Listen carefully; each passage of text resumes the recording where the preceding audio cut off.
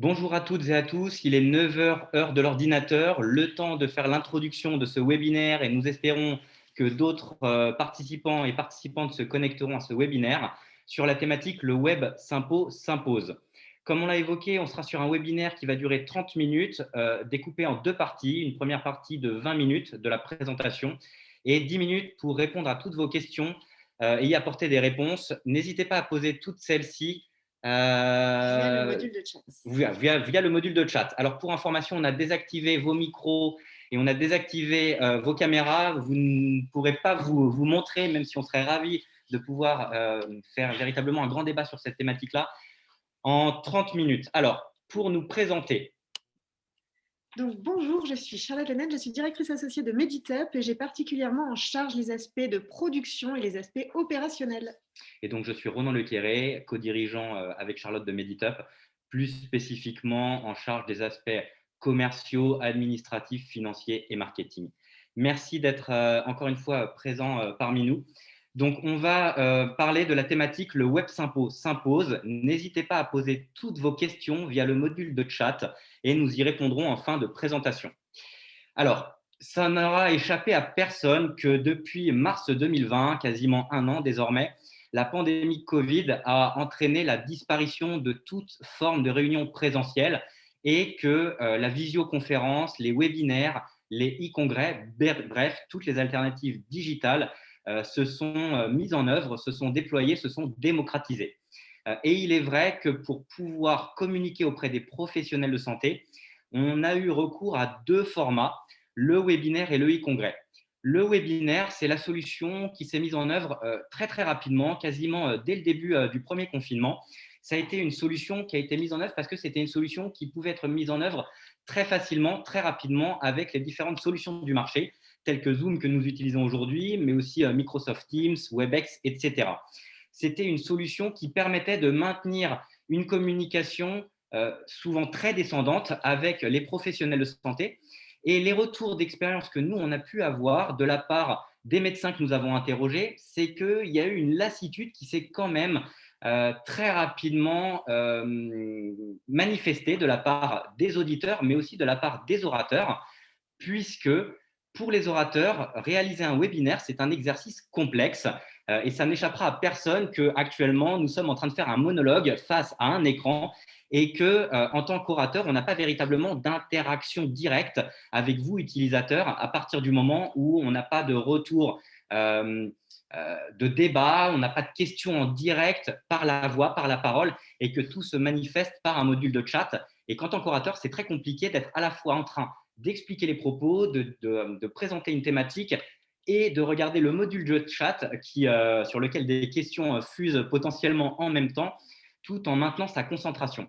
C'est même très difficile à partir du moment où il y a même une organisation qui se trouve autour, puisque vous allez être encore plus perturbé, c'est-à-dire qu'on a eu l'occasion d'animer des webinaires où nous-mêmes, nous agissions en tant que régie et on diffusait les questions auxquelles il fallait apporter des réponses à l'orateur ou à l'oratrice, et c'est toujours très compliqué. C'est aussi très compliqué pour les participants puisqu'il faut pouvoir garder son attention pendant toute la durée d'un webinaire, et c'est d'ailleurs pour ça qu'on est sur un webinaire désormais de 30 minutes, non pas d'une heure, puisque, encore une fois, les interactions avec l'orateur ne sont pas aussi simples que ça, il n'y a pas d'interaction directe par la parole, on passe par un module de chat, on est véritablement dans un échange qui est plutôt asynchrone, et puis en plus, ça dépend aussi beaucoup de la qualité oratoire des orateurs et oratrices qui vont devoir vous embarquer, vous subjuguer par leur discours, ou en tout cas avoir une thématique qui est suffisamment intéressante pour que celle-ci suscite un intérêt et permette de maintenir les participants alléchés pendant toute la durée du webinaire. D'un autre côté, on a vu les e-congrès. Ils sont revenus. On a cru que ça allait pouvoir faire un petit peu un retour à la normalité. Ça a été la solution qui a été déployée après le déconfinement de mai, en réponse à la nécessité d'éviter les rassemblements et de maintenir quand même ces événements. Mais très vite, il y a eu plusieurs problématiques qui se sont dégagées. Une première problématique qui est apparue, c'est la difficulté à mobiliser en masse les participants, puisque lorsque les participants n'ont pas posé leur journée pour se déplacer sur un congrès, souvent ils n'annulaient pas leur consultation et du coup n'avaient pas le temps nécessaire pour participer sur une journée complète à un e-congrès. À noter également le peu d'interaction entre le public et les orateurs. Ronan le disait par rapport au webinaire, mais le problème s'est également posé sur les congrès, alors que les congrès, c'est un petit peu le nerf de la guerre. Cet échange à la fin des conférences, c'est ce qui est attendu de la part des orateurs, mais aussi de la part des participants. Du coup, là, c'était vraiment une difficulté qui a été rencontrée de part et d'autre. Il y a eu également un autre point important, c'est le ROI, qui est également remis en question par vous, entre guillemets, industriels de santé, car maintenant qu'il n'y a plus cet échange sur place, il n'y a plus ou très peu de contact avec les participants. Donc c'est compliqué, ça se cherche encore pour savoir comment les toucher, comment les séduire à distance et comment capter leur attention. Et enfin, il s'agit également d'un format qui se cherche encore. On a vu énormément de types de e-congrès. On a vu les congrès 100% en 3D où on choisit son avatar et on va pouvoir aller de salle en salle.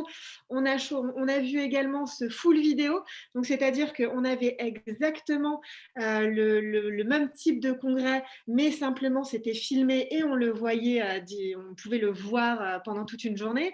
On a vu des mi-présentiels, mi-distanciels. Donc, on a vu plusieurs types de formats émerger, mais sans qu'il y en ait un qui ait pris la part belle, entre guillemets, et qui ait vraiment fait ses preuves.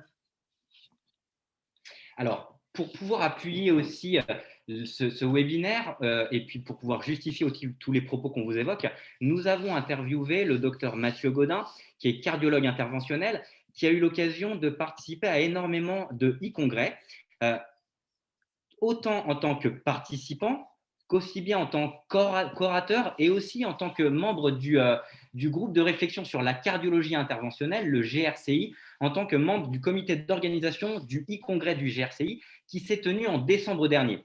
Et donc, on vous propose d'écouter un extrait de l'interview de Mathieu Gaudin et vous pourrez retrouver toute l'interview en podcast sur notre blog après ce webinaire.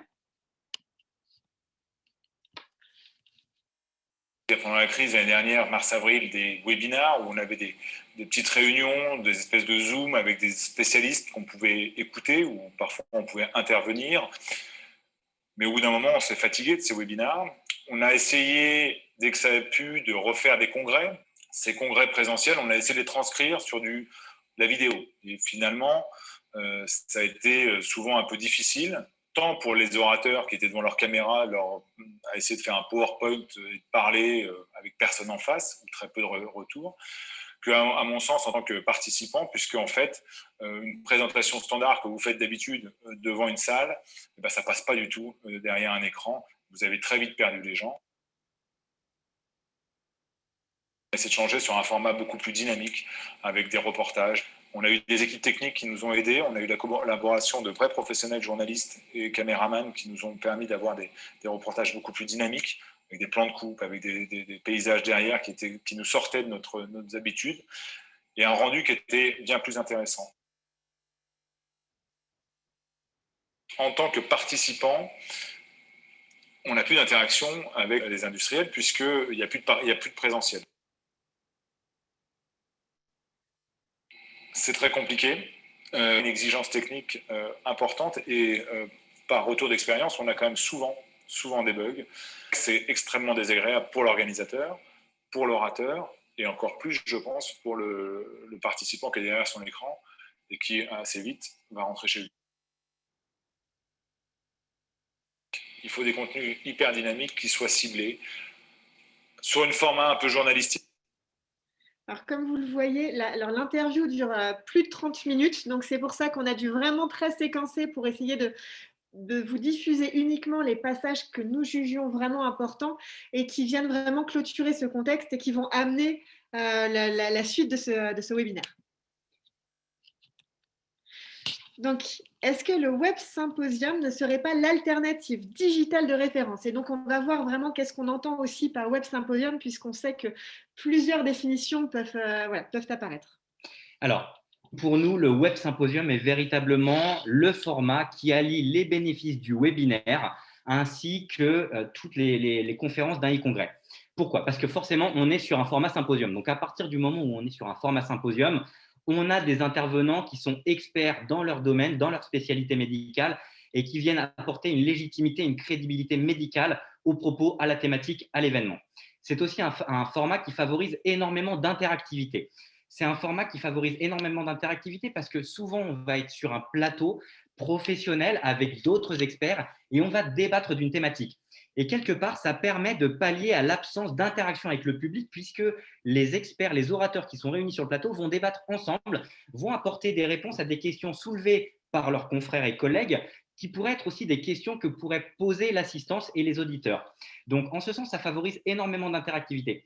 Et c'est aussi véritablement un vecteur d'interactivité avec vous, avec vos équipes, notamment avec les équipes terrain, puisque tout comme pour un webinaire, vous allez pouvoir interagir non seulement en amont lors de la préparation du webinaire, d'une part avec les orateurs, mais aussi avec les médecins que vous souhaitez inviter, ou même les médecins globalement, quand vous allez les rencontrer lors de la visite, quand vous allez les appeler, vous allez pouvoir justement promouvoir l'événement et les inviter à venir participer à celui-ci. Et c'est aussi l'occasion d'interagir avec ces participants à l'issue du webinaire, à l'issue du web symposium, pardon, puisque vous allez pouvoir faire une enquête de satisfaction, les solliciter pour avoir un retour d'expérience, et tout aussi bien pour ceux que vous avez touchés que pour ceux qui n'étaient pas présents lors du webinaire, lors du web symposium. Vous voyez que j'ai un vrai problème avec le terme. C'est aussi véritablement l'occasion de maîtriser l'agenda. Vous maîtrisez l'agenda à deux niveaux. Quant à la date d'organisation de l'événement, vous êtes beaucoup plus libre de donner un créneau horaire et une date qui vous convient et qui va convenir justement aux participants. Vous pouvez tout à fait décider d'organiser un web symposium un jeudi soir à 19h qui va justement permettre d'avoir un grand nombre de participants en dehors de leurs horaires de consultation ou de pratique. C'est aussi la maîtrise du déroulé de l'événement, puisqu'on va le voir dans les minutes à venir, on va véritablement construire l'organisation de cet événement, les messages clés qu'on veut diffuser et comment ceux-ci vont être diffusés.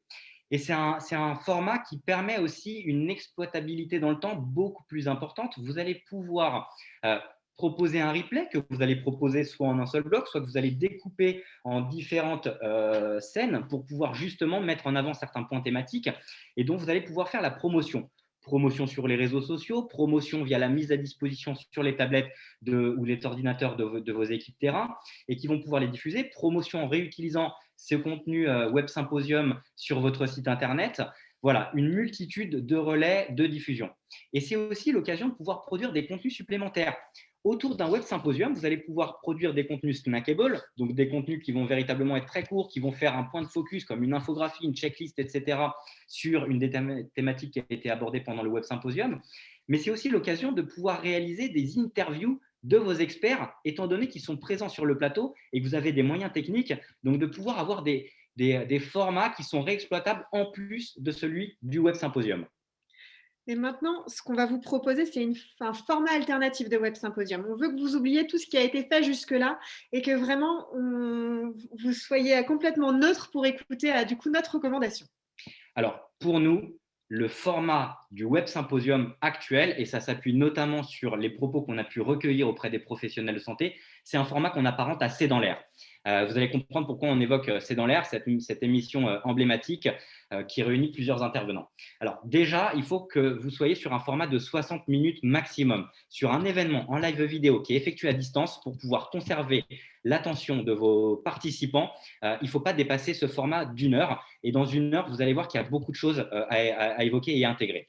Sur un plateau de télé, il faut que vous ayez une régie, qu'il y ait 5 caméras, qu'il y ait un régisseur et un monteur et un réalisateur qui puissent changer de caméra, qui puissent faire des focus sur la personne qui est en train de parler. Et il ne faut pas qu'on soit sur un format un petit peu comme nous, ici Zoom, avec 5 personnes qui vont essayer de prendre la parole tant bien que mal, de débattre ensemble tant bien que mal, via une solution qui n'est pas faite pour ça. Il faut qu'ils se concentrent sur ce qu'ils ont à dire pour que techniquement, il n'y ait aucun problème. Et aussi sur les dialogues, il faut que ce soit fluide. Et le fait d'être sur un plateau ensemble, ça va permettre de fluidifier le discours. C'est aussi un format qui est introduit par un reportage, une vidéo qui va permettre de poser, de planter le contexte, le décor et qui va véritablement embarquer non seulement les participants, mais aussi les orateurs véritablement dans la thématique. C'est pour ça qu'on prend l'exemple aussi de C'est dans l'air. C'est dans l'air, il y a systématiquement ce mini-reportage d'une durée de 3 minutes. Alors 3 minutes, ça peut sembler très très long, mais quand c'est bien monté, quand il y a de l'interactivité entre plusieurs intervenants dans le reportage, ça pose un contexte, ça permet d'engager véritablement sur la thématique et d'ouvrir justement la discussion derrière sur cette thématique. Un débat de 45 minutes entre les participants drivé par un conducteur. Une émission télé, ça ne s'improvise pas, un web symposium non plus. Il y a 2 points importants dans cette ligne, c'est donc 45 minutes de débat, c'est-à-dire qu'on n'est pas là avec un PowerPoint à simplement dire et diffuser de l'information. C'est un débat entre les personnes qui sont sur le plateau et drivé par un conducteur. Un conducteur, c'est le fil rouge de l'émission. Un conducteur, c'est créé par les experts lors de discussions où on va savoir justement qui va parler de quoi, quels sont les avis divergents et convergents pour justement pouvoir animer ce débat. Et c'est bien évidemment aussi un événement qui est animé et qui est structuré par un journaliste scientifique qui va avoir un rôle d'animation du débat. Pourquoi? Parce qu'il va pouvoir répartir les temps de parole entre les orateurs. Il va pouvoir donner la parole sur certaines thématiques quand il sait que l'orateur est plus spécialiste de tels points spécifiques et justement va permettre d'apporter un regard éclairant et apporter véritablement son expertise. C'est lui aussi qui va diffuser toutes les questions qui seront posées par l'assistance. En parlant de questions, notre objectif, c'est de faire diffuser toutes les questions et de les faire défiler tout au long de l'émission. Attention, toutes les questions arrivent en régie. Quelqu'un du médical ou de réglementaire valide les questions. Toutes questions validées vont être diffusées à l'écran pour donner envie aux gens de participer. C'est-à-dire que j'ai posé une question, je la vois qui défile, ça me donne envie d'en poser d'autres.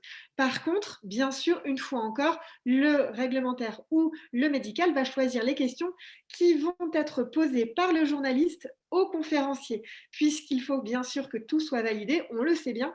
Donc voilà, donc tout sera validé, mais l'idée c'est vraiment de faire défiler les questions pour donner envie de participer. Alors, quels sont les facteurs clés de succès à la réalisation d'un web symposium? C'est une préparation amont forte, c'est une promotion massive et c'est une technique sans faille. Donc, en termes de préparation amont, il faut impliquer dès le départ tous les intervenants. Les intervenants, le médical, le réglementaire, pour que tout le monde soit au courant de ce qui va être dit et que tout le monde participe à la création de ce support. Les points clés de la préparation. On définit un sujet médical de fond. On ne doit pas être généraliste, il faut que le sujet soit vraiment pertinent et puisse créer du débat. On va donc créer la trame de ce débat, réaliser le reportage dont parlait Ronan et construire le conducteur. Le conducteur, comment ça se construit? C'est simplement 2 à 3 réunions avant l'événement avec les experts. Et nous, en tant que coordinateur, on va créer des comptes rendus de ces discussions où on va voir les points divergents et convergents pour créer cette trame. Donc, on ne sollicite pas les experts pendant des heures. C'est notre travail de les accompagner dans la réalisation de ce conducteur. Mais en revanche, c'est à eux de créer ce conducteur pour savoir ce qu'ils vont dire, à quel moment ils vont intervenir, pour ne pas qu'il y ait de moments gênants où on ne sait plus qui doit parler, et surtout pour que tous les messages que eux souhaitent diffuser, que vous souhaitez diffuser, puissent être faits de manière appropriée pendant cette heure d'événement. La promotion, c'est un sujet à ne pas négliger non plus. Et il faut véritablement aller au-delà de votre CRM. Alors, bien évidemment, il va falloir capitaliser sur votre réseau, sur les délégués, sur les visiteurs, sur les MSL, sur les DR, etc., pour pouvoir faire la promotion de cet événement lors de la visite, en envoyant des emails. Et là, on insiste sur le fait que ce doit être des emails, même si ceux-ci sont automatisés dans le cadre d'une campagne emailing, ils doivent être émis au nom des personnes qui connaissent les médecins que vous allez inviter. Ce doit être des emails envoyés au nom de tel délégué, tel RSR, tel MSL, etc. C'est aussi via des appels téléphoniques. C'est l'occasion, encore une fois, on l'a dit, de contacter les médecins, de pouvoir avoir une prise de contact en amont et en aval. Donc, n'hésitez pas à les solliciter et n'hésitez pas à faire un renfort marketing important. Deuxièmement, c'est ce qu'on a évoqué, il faut aller au-delà de votre base de données CRM. Donc, il faut élargir pour pouvoir avoir un nombre important de participants et une audience véritablement de qualité. N'hésitez pas à faire de la location de base email auprès des éditeurs scientifiques. N'hésitez pas à relayer aussi sur les réseaux sociaux. Que ce soit de l'environnement ou du promo, sur du promotionnel, dans des groupes privés, vous allez tout à fait pouvoir relayer un événement. Et donc, profitez de vos présences sociales, notamment sur LinkedIn, pour relayer cet événement. Troisièmement, les orateurs doivent être des ambassadeurs de votre événement. Sollicitez-les pour qu'eux aussi publient sur leur présence sociale, sur leurs comptes sociaux, le fait qu'ils vont intervenir à tel événement, à telle date. N'hésitez pas aussi à leur demander à envoyer un email à leur contact. Ce sont les premiers ambassadeurs de votre événement et c'est véritablement eux qui sont des relais de crédibilité et de légitimité du Web Symposium auquel ils vont participer. Pour aller plus loin, mais qui nécessite des investissements plus importants, de l'achat d'espaces publicitaires, encore une fois, chez ces éditeurs scientifiques. La promotion, en termes de temporalité, c'est idéalement de 3 mois.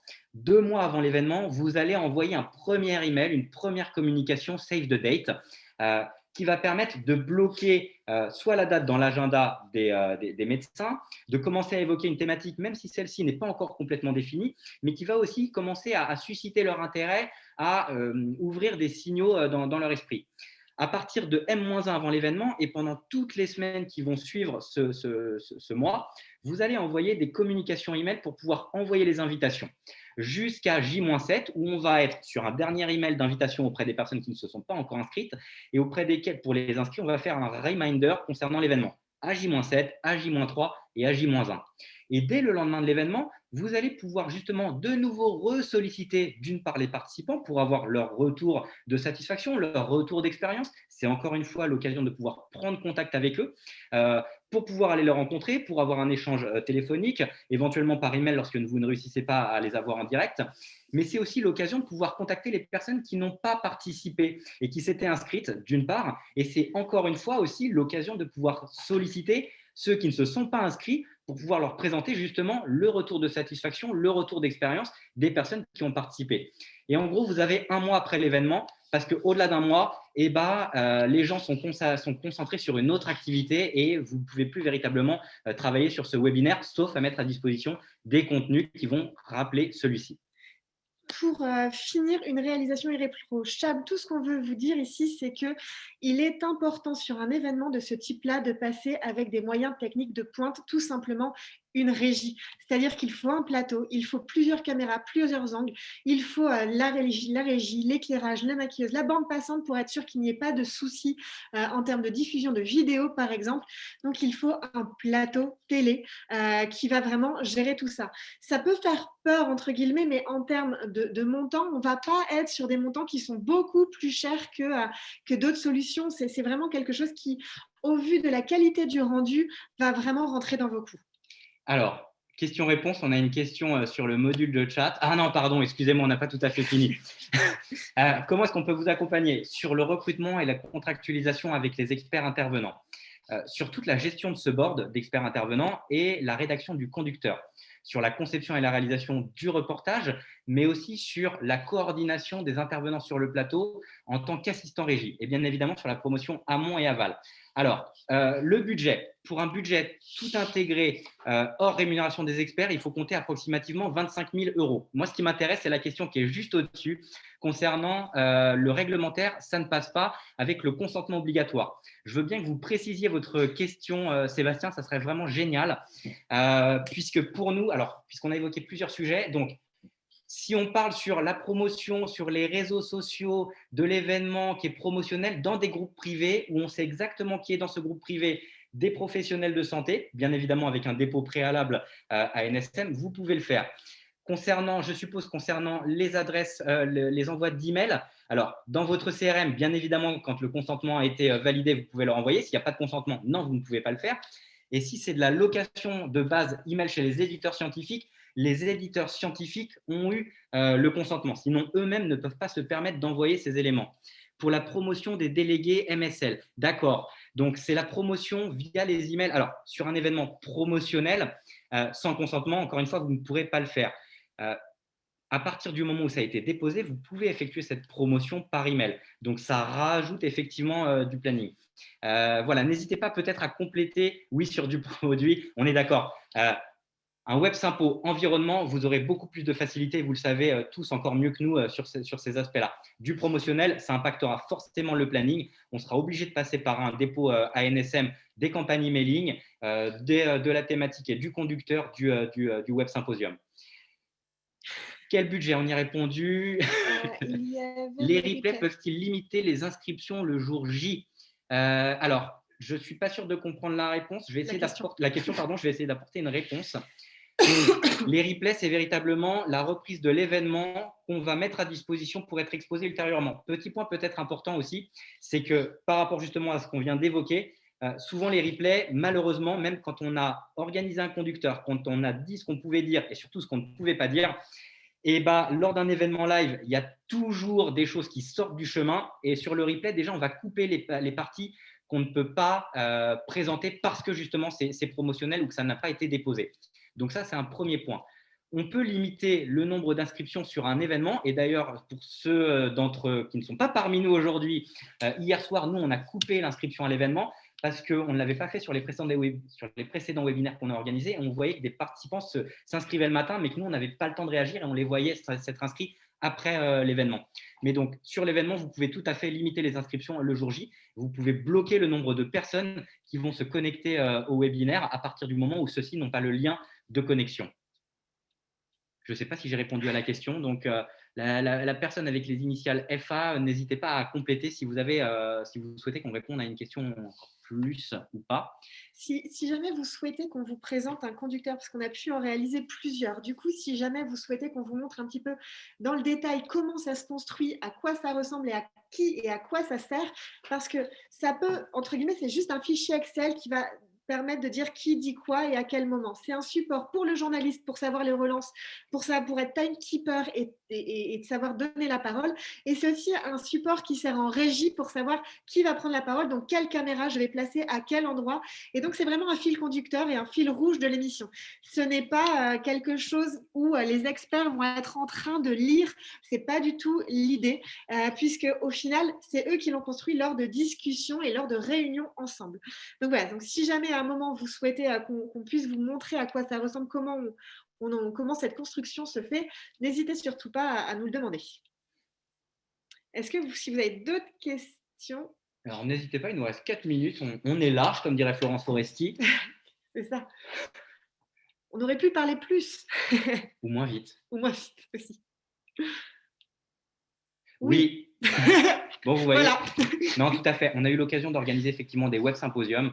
On travaille avec des journalistes scientifiques et on insiste sur le terme de scientifique, c'est véritablement important, qui participent aux réunions préalables pour pouvoir justement organiser le conducteur. C'est important que le journaliste scientifique soit présent lors des réunions de préparatoires avec les experts pour déjà apprendre à les connaître leurs spécificités, leurs spécialités, connaître les personnalités aussi des experts et pour pouvoir justement réussir à animer proprement le débat.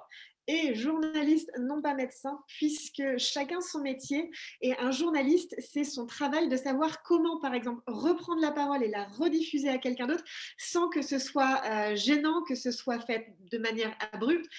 Là où un médecin, parfois, ça peut être un petit peu plus compliqué. Donc, c'est pour ça qu'on insiste vraiment sur ce côté journalistique. Alors, il n'y a pas de meilleure plateforme de web symposium. Je réponds à la question qui est actuellement présentée. Quelles sont les meilleures plateformes de web sympo pour limiter les bugs techniques? C'est vraiment pour ça que nous, on travaille avec des studios de production, de diffusion, parce qu'on a besoin d'avoir un plateau TV qui ne fait que ça, qui est équipé. Alors, on l'a évoqué peut-être très rapidement, mais vous voyez aussi, ils ont des maquilleurs et des maquilleuses en interne qui vont permettre d'éviter les reflets sur un crâne chauve comme le mien ou une mauvaise lumière. Ils ont les différentes caméras. Ils ont aussi de la bande passante qui permet véritablement de diffuser à une large audience. Il n'y a rien de pire que d'avoir un événement qui est bien organisé avec des très bons orateurs, des orateurs de très haut niveau et une bande passante qui fait que personne n'arrive à visualiser le web symposium de son côté parce qu'on n'arrive pas à envoyer la diffusion des contenus. Donc, c'est vraiment des plateaux avec lesquels on travaille qui sont spécialisés. Et pour ceux qui sont en région parisienne, on travaille avec un très bon plateau qui est localisé à Boulogne. En termes de statistiques, c'est très compliqué de vous donner des statistiques parce que si la communication en amont a été très bien faite avec de la location, où il y a eu les moyens qui ont été donnés, on va avoir des très bons retours. Si ça s'est basé uniquement sur la force de vente, parfois on a des retours qui sont un petit peu moins ambitieux. De même la thématique, si on est sur une thématique Covid alors que tout le monde fait du Covid, vous allez peut-être intéresser moins de personnes que si vous êtes sur une question d'actualité ou sur une pratique médicale salle qui change un petit peu, où là, vous allez pouvoir capter l'attention. Donc, en termes de statistiques, on peut vous dire que ça va être 30 personnes, comme 300 qui vont venir assister, avec 10 questions comme 500.